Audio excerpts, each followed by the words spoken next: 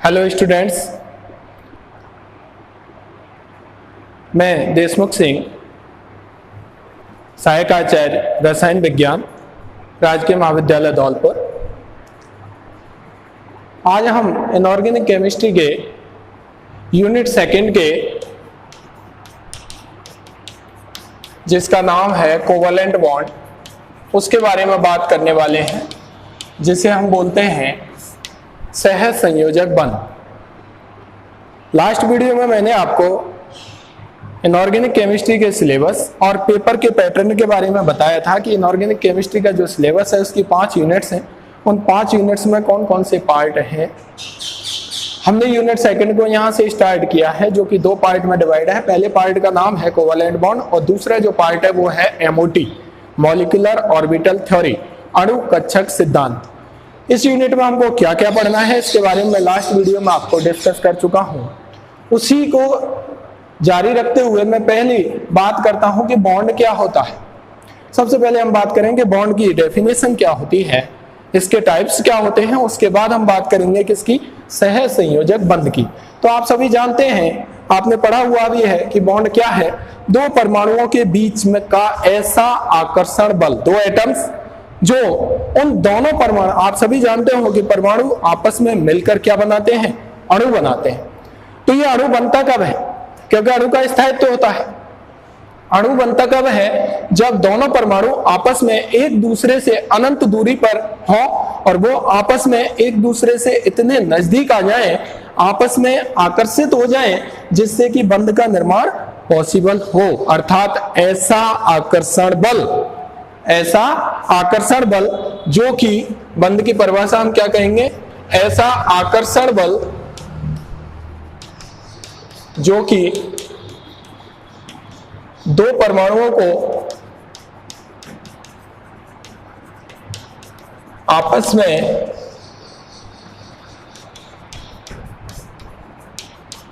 जोड़े हुए रखता है, क्या कहलाता है, बंध कहलाता है। बॉन्ड क्या है, force of attraction which binds up 2 atoms called bond. ऐसा आकर्षण बल जो 2 परमाणुओं को आपस में बांधे, आपस में आकर्षित कर ले और वो परमाणु आपस में मिलकर के किसका निर्माण कर लेते हैं, अणु का निर्माण कर लेते हैं। क्या कहलाता है, हमारा बंध कहलाता है। आप सभी जानते हो बंध के प्रकारों की यदि मैं बात करूं तो आपने सबने पढ़े हैं। यदि हम पहला बंध का प्रकार देखें तो होता है हमारा आयनिक बंध। दूसरा यदि हम बात करें तो बंध होता है हमारा सह संयोजक बंध, ठीक है, जो हमको इस यूनिट में पढ़ना है, जिसे हम बोलते हैं कोवलेंट बॉन्ड, इसे हम बोलते हैं आयनिक बॉन्ड। और तीसरा जो हमारा होता है वो होता है हमारा उप सह संयोजक बंध, जिसे हम बोलते हैं कोऑर्डिनेट बॉन्ड, ठीक है। और चौथा जो है हमारा मेजर टाइप, उसमें हम अन्य प्रकार में बात कर लेते हैं। किसकी, अन्य प्रकारों में यदि हम बात करें, बॉन्ड की टाइप की बात करें तो यहां पर हम बात कर सकते हैं किसकी, हाइड्रोजन बंध की। किसकी, हाइड्रोजन बंध। हम बात कर सकते हैं यहां पर वांडरवाल बंध की, वांडरवाल आकर्षण बल, जिसे हम वांडरवाल बंध के नाम से जानते हैं। हम बात कर सकते हैं यहां पर धात्विक बंध की, ठीक है। तो यदि हम बंध की परिभाषा जो हमने डिस्कस की कि ऐसा आकर्षण बल जो 2 परमाणुओं को आपस में बांधे, आपस में जोड़े हुए रखे, आपस में आकर्षित करके रखे, क्या कहलाता है, बॉन्ड कहलाता है। जब हम बॉन्ड के मेजर टाइप्स की बात करते हैं तो पहला टाइप हमारे, ये 4 टाइप हम दे सकते हैं। पहला टाइप हमारा होता है आयनिक बॉन्ड, दूसरा होता है हमारा कोवलेंट बॉन्ड, तीसरा होता है हमारा कोऑर्डिनेट बॉन्ड, जिसे हम बोलते हैं उपसंयोजक बंध, और चौथा जो है वो हम अन्य प्रकारों में बात कर सकते हैं। किसकी, हाइड्रोजन बंध की, वांडरवाल बंध की और धात्विक बंध की। आप सभी इन नामों से पहले की क्लासों में परिचित हो चुके हैं, लेकिन फिर भी मैं यहाँ डिस्कस कर रहा हूँ कि ये बंध कब बनता है, इस बंध का निर्माण कब होता है, क्या होता है, क्या नहीं होता है। तो देखिए, आयनिक बंध ऐसे 2 परमाणुओं के बीच में बनता है जिनकी विद्युत ऋणता में काफी अंतर होता है। तो 2 परमाणु, मान लीजिए एक परमाणु ए है और एक परमाणु बी है, इनके बीच में जब भी आयनिक बंध बनेगा तो आयनिक बंध का निर्माण केवल तभी होगा जब इस ए की और बी की, इन दोनों की जो इलेक्ट्रोनेगेटिविटी है या विद्युत ऋणता है, उस विद्युत ऋणता में क्या होता है, पर्याप्त अंतर होता है। आपने पढ़ा होगा जब पर्याप्त अंतर होगा तो जब भी बॉन्ड बनेगा तो जो अधिक ऋण विद्युतीय परमाणु होगा वो उस बॉन्ड के इलेक्ट्रॉनों को अपनी ओर ले जाएगा, उसके ऊपर आंशिक ऋणावेश आ जाएगा और दूसरे के ऊपर आंशिक धनावेश आ जाएगा। इसका मतलब ये हुआ आयनिक बंध इलेक्ट्रॉनों के किससे बनता है? इलेक्ट्रॉनों के पूर्ण स्थानांतरण से बनता है। इलेक्ट्रॉनों के पूर्ण स्थानांतरण से मतलब यह है कि यहां पर इस आयनिक बंध में एक परमाणु इलेक्ट्रॉन त्यागता है तो दूसरा परमाणु इलेक्ट्रॉन ग्रहण करता है। जो परमाणु इलेक्ट्रॉन त्यागता है वो उतने इलेक्ट्रॉन त्यागता है जिससे कि उसके बाहरी कोष अष्टक नियम का पालन करे, और दूसरा परमाणु उन इलेक्ट्रॉनों को ग्रहण कर लेता है और ग्रहण करके उसका भी अष्टक पूरा हो जाता है। ये दोनों परमाणु आपस में जुड़ जाते हैं और बॉन्ड का निर्माण कर लेते हैं। वो बंध हमारा कहलाता है आयनिक बंध, अर्थात इलेक्ट्रॉनों के पूर्ण स्थानांतरण के फलस्वरूप जो बंध बनता है वो बंध हमारा क्या कहलाता है? आयनिक बंध कहलाता है। ऐसा केवल तब होगा जब दोनों परमाणुओं के मध्य की विद्युत ऋणता में काफी अधिक अंतर होगा। सामान्यतः आयनिक बंध उन परमाणुओं में बनता है जैसे आपने पढ़ा होगा, क्या पढ़ा है? जैसे पढ़ा है आपने NaCl, KCl, MgCl2, CaCl2, CaO, ठीक है। मैं यहां कह सकता हूं कि आयनिक बंध उन दोनों परमाणुओं के मध्य में बनता है जिसमें से एक परमाणु या तो हो वर्ग 1 एवं 2 का और दूसरा परमाणु होगा वो आपका क्या होगा? वर्ग 16 एवं 17 का। ज्यादातर ऐसा होता है क्योंकि आप जानते हो आवर्त सारणी में जब हम बाईं ओर से दाईं ओर जाते हैं तो विद्युत ऋणता लगातार बढ़ती हुई चली जाती है। तो जब एक हम बात करते हैं वर्ग 1 और वर्ग 2 की, जहां पर एस खंड के तत्व हैं, वर्ग 1 के तत्वों को हम क्षारीय धातु और वर्ग 2 के तत्वों को हम क्षारीय मृदा धातु कहते हैं। वर्ग 16 को हम ऑक्सीजन परिवार और वर्ग 17 को हम हैलोजन परिवार के नाम से जानते हैं। तो जब एक परमाणु वर्ग 1 या वर्ग 2 का हो सकता है, दूसरा परमाणु वर्ग 16 या 17 का हो सकता है, दोनों के बीच में विद्युत ऋणता में काफी अंतर होता है। इसलिए इन दोनों परमाणुओं के मध्य में जब इलेक्ट्रॉनों का पूर्ण स्थानांतरण होगा तो उसके फलस्वरूप हमारा कौन सा बंध बनेगा?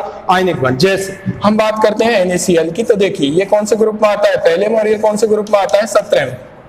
पहले और 17 में ग्रुप। यहां पर हम बात करते हैं पहले में आता है और ये कहां आता है? 17 में। ये कहां आता है? दूसरे में। और ये कहां आता है? 17 में। ये कहां आता है? दूसरे में। और ये कहां आता है? 17 में। ये कहां आता है? दूसरे में। और ये कहां आता है? 16। तो सामान्यतः जब विद्युत ऋणता में ज्यादा अंतर जिन परमाणुओं के मध्य में होता है तो वहां पर इलेक्ट्रॉनों का पूर्ण स्थानांतरण होता है। जिस बंध का निर्माण होता है वो आयनिक बंध होता है। आप कैसे पहचानेंगे? आपको पहचानने के लिए मैंने जनरली ये बताया है कि सामान्यतः आयनिक बंध का निर्माण उन दोनों परमाणुओं के बीच में होता है जहां पर एक परमाणु वर्ग 1 एवं वर्ग 2 का तथा दूसरा परमाणु वर्ग 16 एवं वर्ग 17 का हो तो आयनिक बंध वहां पर बनता है। ठीक है। अब हम बात करते हैं किसकी? सह संयोजक बंध की, जिसे हम बोलते हैं कोवैलेंट बॉन्ड। यहां पर जो खास बात है जो हमने यहां पढ़ा विद्युत ऋणता में पर्याप्त अंतर, यहां पर जो विद्युत ऋणता में अंतर होता है वो बहुत कम होता है या होता ही नहीं। विद्युत ऋणता में दोनों परमाणुओं की विद्युत ऋणता में अंतर बहुत कम या शून्य, या क्या होता है? शून्य होता है। और ये जो सहसंयोजक बंध बनता है वो इलेक्ट्रॉनों के पूर्ण स्थानांतरण से नहीं बनता। आप सभी जानते हैं ये किससे बनता है? इलेक्ट्रॉनों की साझेदारी के फलस्वरूप बनता है। इलेक्ट्रॉनों की साझेदारी के फलस्वरूप। साझेदारी के फलस्वरूप मतलब एक परमाणु को जितने अपने अष्टक को पूरा करने के लिए इलेक्ट्रॉनों की आवश्यकता होती है, दूसरे परमाणु को अपने अष्टक को पूरा करने के लिए जितने इलेक्ट्रॉनों की आवश्यकता होती है, वो दोनों आपस में उतने इलेक्ट्रॉनों की साझेदारी कर लेते हैं और किस बंध का निर्माण कर लेते हैं? सह संयोजक बंध का निर्माण कर लेते हैं। अब सामान्यतः क्या होता है? या तो विद्युत ऋणता में बहुत कम अंतर होता है, दैट मीन्स ये हुआ कि वो परमाणु ना तो पहले दूसरे का और 16-17 का ना होकर के बीच के होते हैं। बीच के होने का मतलब मान लीजिए 3 से लेकर के 12 या 15 तक के वो हो सकते हैं दोनों ही परमाणु। जैसे मैं बात करता हूं CH4 मेथेन, आपने सबने पढ़ा है, कार्बन और हाइड्रोजन की विद्युत ऋणता में ज्यादा अंतर नहीं है, इसलिए यहाँ पर इन दोनों के मध्य में बनने वाला जो बंध होगा वह कैसा होगा? सह संयोजक बंध होगा। एक परमाणु वर्ग 1 का है और दूसरा परमाणु वर्ग 14 का है। वर्ग 1 और वर्ग 2 का यदि है और दूसरा 16 और 17 का तो आयनिक बंध बनता है। लेकिन जब विद्युत ऋणता में काफी कम अंतर। अब मान लीजिए जब विद्युत ऋणता में अंतर ही नहीं हो, जैसे मैं कहूं H2, जैसे मैं कहूं Cl2, जैसे मैं कहूं N2, जैसे मैं कहूं O2, जैसे मैं कहूं Br2, जैसे मैं कहूं I2, तो इन दोनों यहां पर ये दो परमाणु हाइड्रोजन के आपस में मिले हैं, बंध बना है। जैसे मैंने कहा H2, तो हाइड्रोजन और हाइड्रोजन आपस में बंध का निर्माण किया है। इस बंध में 2 इलेक्ट्रॉन, क्योंकि आप जानते हो सहसंयोजक बंध में कोई भी बंध जब बनता है तो उस बंध में 2 इलेक्ट्रॉन साझेदारी करते हैं। जैसे मान लीजिए कहीं डबल बॉन्ड है तो वहां 4 इलेक्ट्रॉनों की साझेदारी हो रही है, कहीं ट्रिपल बॉन्ड है तो वहां कितने इलेक्ट्रॉनों की साझेदारी होगी? 6 इलेक्ट्रॉनों की। दैट मींस एक जो बंध है उसका निर्माण 2 इलेक्ट्रॉनों की साझेदारी के फलस्वरूप होता है। इन दोनों की विद्युत ऋणता जैसे इसकी 2.1 है, इसकी 2.1 है, दोनों की विद्युत ऋणता में कोई भी अंतर नहीं है। इसलिए मैंने कहा है जब दोनों परमाणु की विद्युत ऋणता में या तो बहुत कम अंतर हो या अंतर हो ही नहीं, तो उनमें इलेक्ट्रॉनों की क्या होती है? साझेदारी होती है। और बनने वाला जो बंध होता है वह हमारा कैसा होता है? सहसंयोजक बंध। जैसे मैं कहूंगा N2, तो N2 यहाँ पर ये जो बनेगा, इन दोनों के बीच में जो बंध बन रहे हैं, 3 बंध बन रहे हैं। एक बंध 2 इलेक्ट्रॉनों से, 2 इलेक्ट्रॉनों से और 2 इलेक्ट्रॉनों से। टोटल कितने इलेक्ट्रॉनों की साझेदारी हो रही है? यहाँ पर 6 इलेक्ट्रॉनों की साझेदारी हो रही है। इसलिए दोनों की विद्युत ऋणता में कोई भी अंतर नहीं है, सेम है। इसलिए यहाँ बनने वाला बंध कैसा होगा? हमारा सहसंयोजक बंध होगा। अब हम बात करते हैं किसकी? उप सहसंयोजक बंध की। तो जब हम बात करते हैं जिसे हम बोलते हैं कोऑर्डिनेट बॉन्ड, ये भी हमारा क्या है? कोऑर्डिनेट बॉन्ड या उप सहसंयोजक जो बंध है वो बंध हमारा क्या है? होता है विशेष प्रकार का सहसंयोजक बंध है। क्या है? विशेष प्रकार का सहसंयोजक बंध। इसका मतलब क्या हुआ? जिन 2 परमाणुओं के बीच में बंध बनेगा, कौन सा? उप सहसंयोजक बंध बनेगा, वहां पर इलेक्ट्रॉनों की साझेदारी ही होगी। और उस साझेदारी में जितने भी इलेक्ट्रॉन भाग लेते हैं उन इलेक्ट्रॉनों पर दोनों ही परमाणुओं का बराबर अधिकार होता है। ऐसे उप सहसंयोजक बंध की जब हम बात करते हैं तो हमने ये कहा है कि एक विशेष प्रकार का सहसंयोजक बंध है। इसका मतलब ये हुआ कि यहां पर भी इस बंध के निर्माण में जो भी परमाणु भाग लेंगे उनमें इलेक्ट्रॉनों की साझेदारी ही होगी। और साझेदारी से मतलब जितने भी इलेक्ट्रॉन साझा कर रहे हैं उन साझित इलेक्ट्रॉनों पर दोनों ही परमाणुओं का बराबर अधिकार होता है। जैसे मैंने अभी बात की सहसंयोजक बंध की, ए और बी के बीच में 2 इलेक्ट्रॉनों की साझेदारी से एकल बंध का निर्माण हो रहा है। इस पर ए का भी जितना अधिकार है इन दोनों इलेक्ट्रॉनों पर, उतना ही अधिकार हमारा किसका है? बी का है। तो ये हो गया ए और बी के बीच में कैसा बंध बना? सहसंयोजक। उप सहसंयोजक बंध भी एक विशेष प्रकार का सहसंयोजक बंध ही है। यहां पर भी इलेक्ट्रॉनों की साझेदारी ही होती है, लेकिन यहां अंतर सहसंयोजक बंध से इतना सा है कि यहां पर एक परमाणु इलेक्ट्रॉन देता है तो दूसरा परमाणु इलेक्ट्रॉन ग्रहण करता है। एक परमाणु के द्वारा इलेक्ट्रॉन दोनों ही दिए जाते हैं, दूसरे परमाणु के द्वारा दोनों ही इलेक्ट्रॉन ग्रहण किए जाते हैं। देने वाले परमाणु को हम बोलते हैं दाता परमाणु और ग्रहण करने वाले परमाणु को हम बोलते हैं ग्राही परमाणु। इससे होता क्या है? देगा कौन? वो देगा जिसके पास इलेक्ट्रॉनों की अधिकता होगी। ग्राही परमाणु वो होगा जो इलेक्ट्रॉनों को ले सकता है, जिसके पास रिक्त कक्षक उपलब्ध होने चाहिए उन इलेक्ट्रॉनों को ग्रहण करने के लिए, और दाता परमाणु के पास देने के लिए इलेक्ट्रॉन होने चाहिए अयुग्मित इलेक्ट्रॉन, जैसे हम बोलते हैं लॉन पेयर। वो होंगे तो वो दे देगा। किसको देगा? कितने देगा?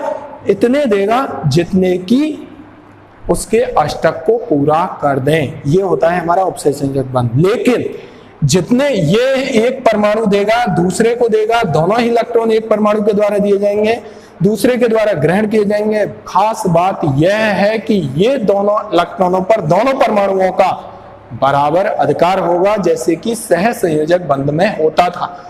इस बंध को हम एक तीर के चिन्ह की दिशा के द्वारा प्रदर्शित करते हैं, और इस तीर के चिन्ह की जो दिशा होती है वो हमेशा कहां से होती है? दाता परमाणु से ग्राही परमाणु की ओर होती है।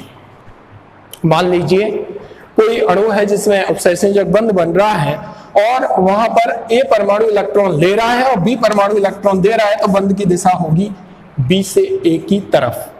यहाँ पर ए दे रहा है तो ए से बी की तरफ, अर्थात यह हुआ कि उपसेचनिक बंध को हम तीर के चिन्ह के द्वारा, एरो के द्वारा रिप्रेजेंट करते हैं, जिसकी दिशा, जिसकी जो डायरेक्शन है वो दाता परमाणु से हमेशा ग्राही परमाणु की ओर होती है। ये एक विशेष प्रकार का सहसंयोजक बंध ही है उपसेचनिक बंध, लेकिन यहाँ अंतर इतना होता है कि उपसेचनिक बंध में एक परमाणु के द्वारा दोनों ही इलेक्ट्रॉन दिए जाते हैं, देने वाले परमाणु को हम बोलते हैं दाता परमाणु, और दूसरे परमाणु के द्वारा उन इलेक्ट्रॉनों को ग्रहण किया जाता है, उसे हम बोलते हैं ग्राही परमाणु। लेकिन इन दोनों ही इलेक्ट्रॉनों पर दोनों परमाणुओं का बराबर अधिकार होता है। आपने बहुत सारे उपसेचनिक बंध यहाँ पर रखे पड़े होंगे, बनते हैं, कई यौगिक हैं, हम बात करेंगे आगे। अन्य प्रकारों में जब हम बात करते हैं तो देखिए, बंध के प्रकारों की जब हम बात करते हैं तो हाइड्रोजन बंध क्या होता है ये आप सभी जानते हैं। मैं यहाँ बता देता हूं कि जब हाइड्रोजन परमाणु दो अधिक ऋण विद्युतीय तत्व कौन कौन से हो सकते हैं? या तो हो सकता है फ्लोरीन, या हो सकता है ऑक्सीजन, या हो सकता है नाइट्रोजन, या बोला है मैंने, इनमें से कोई हो सकता है। जैसे मान लीजिए दो फ्लोरीन के बीच में हाइड्रोजन आ जाए, जब कोई हाइड्रोजन परमाणु दो अधिक ऋण विद्युतीय तत्व जैसे फ्लोरीन, ऑक्सीजन और नाइट्रोजन के मध्य में आ जाता है, तो एक तरफ तो वह जिस आकर्षण बल से बना होता है उसे हम बोलते हैं सहसंयोजक बंध, लेकिन दूसरी तरफ वह जिस आकर्षण बल की सहायता से जुड़ा होता है वह बंध होता है हमारा हाइड्रोजन बंध।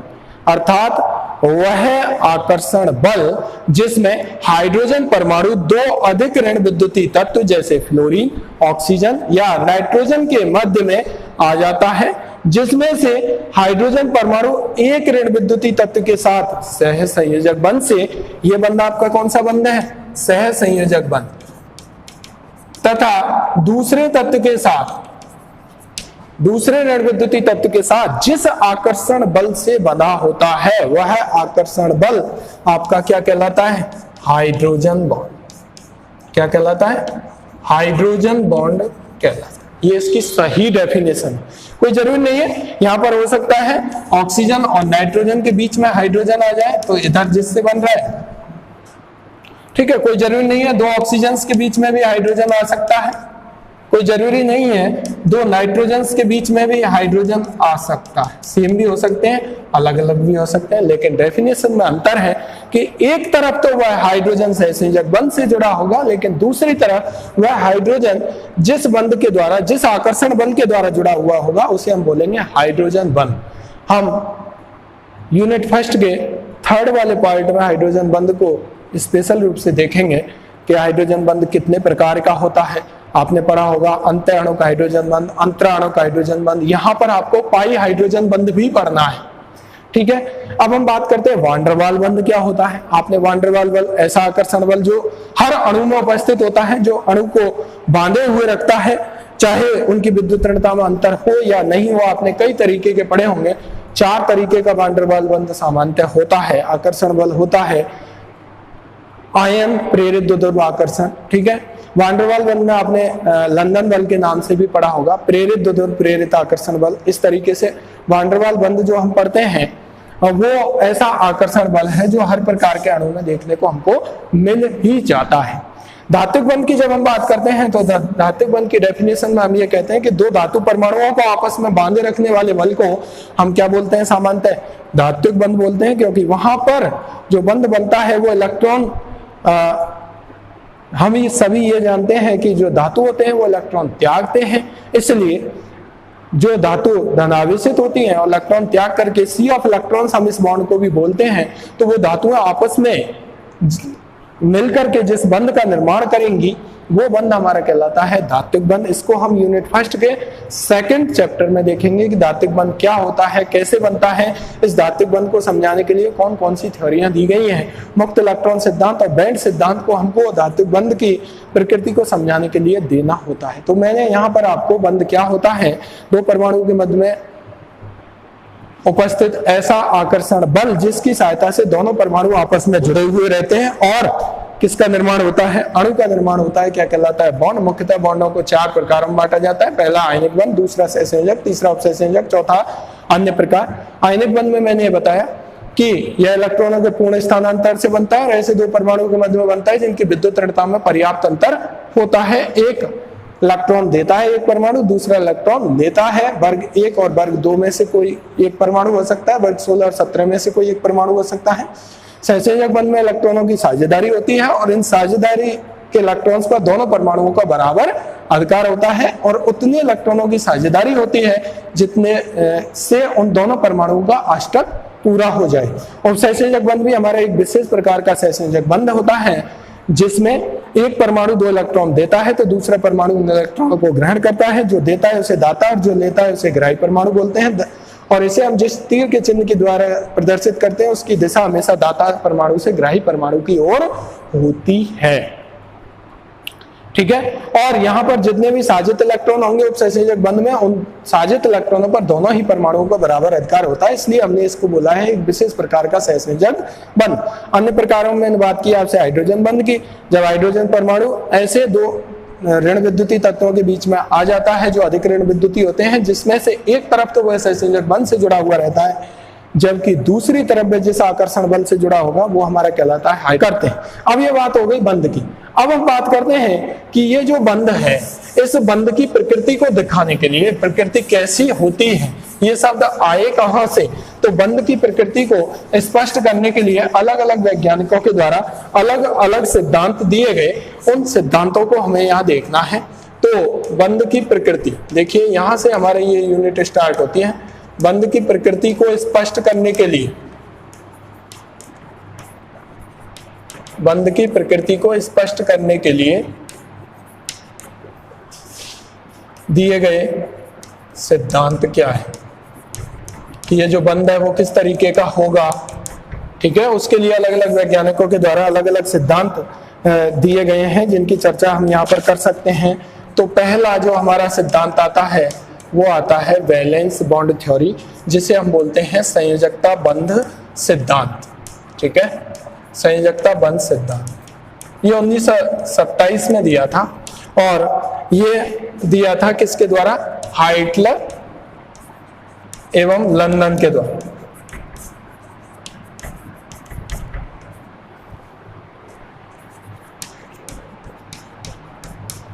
ठीक है, उसके बाद हमारी थ्योरी आई थी कौन सी, MOT अणुकक्षक सिद्धांत, जिसे हम बोलते हैं अणुकक्षक सिद्धांत।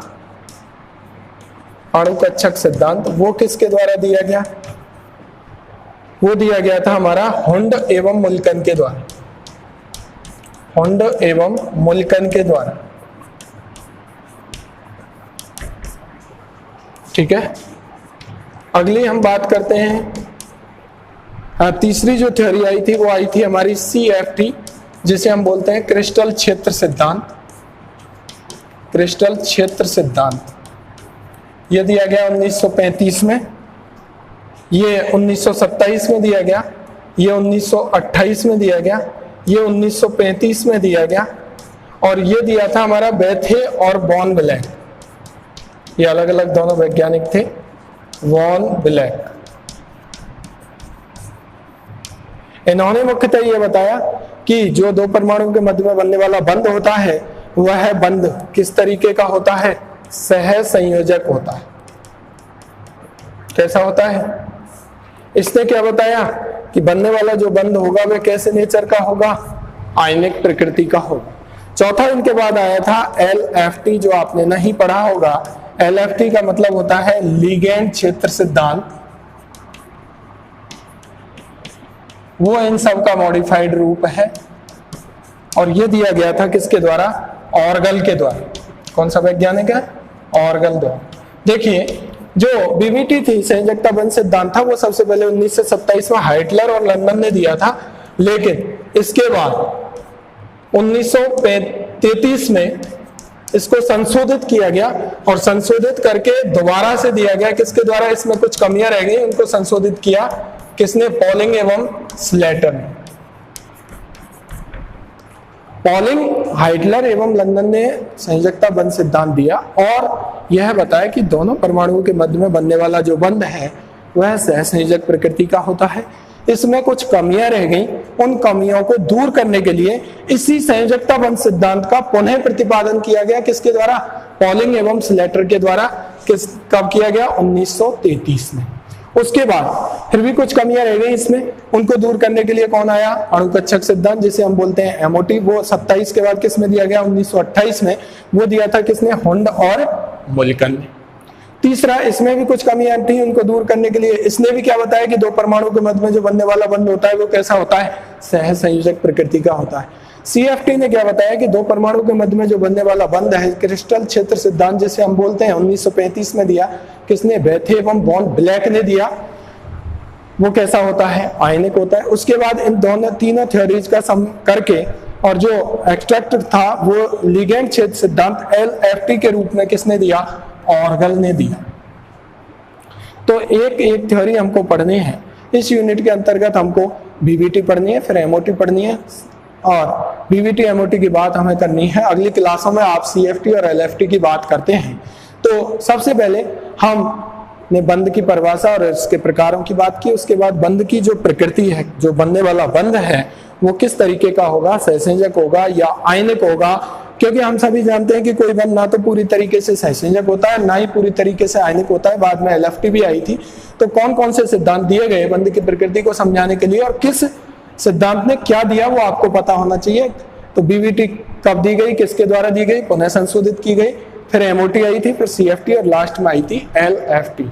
नेक्स्ट वीडियो में हम बात करेंगे सहसंयोजक बंध जो है, वो सहसंयोजक बंध जो कि इलेक्ट्रॉनों की साझेदारी के फलस्वरूप बनता है। ऐसे दो परमाणुओं के मध्य में बनता है जिनकी विद्युत ऋणता में या तो अंतर होता ही नहीं है या बहुत कम अंतर होता है। तो उस सहसंयोजक बंध में दिशात्मक गुण क्या होते हैं, उससे संबंधित हम नेक्स्ट वीडियो में देखेंगे। और उसके बाद हम देखेंगे BBT बैलेंस बॉन्ड थ्योरी क्या है। वो 1927 में इनके द्वारा दी गई। बाद में 1933 में क्या क्या सुधार उसमें किए गए, उसके बावजूद भी उसमें क्या कमियां रह गई थी। तो नेक्स्ट वीडियो में हम बात करेंगे किसकी? सहसंयोजक जो बंध बनता है उसमें दिशात्मक गुण क्या होते